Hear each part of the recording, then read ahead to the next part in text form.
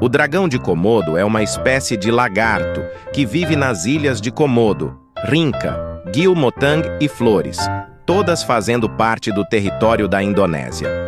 Ele pertence à família de lagartos monitores Varanidae e é a maior espécie de lagarto conhecida, chegando a ter 30 centímetros de altura, 2 a 3 metros de comprimento e até 166 quilos.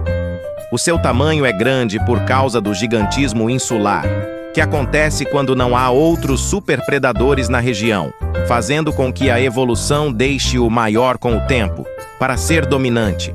Ele produz uma saliva com bactérias mortais, que param o coagulamento do sangue, matando a presa mais rápido.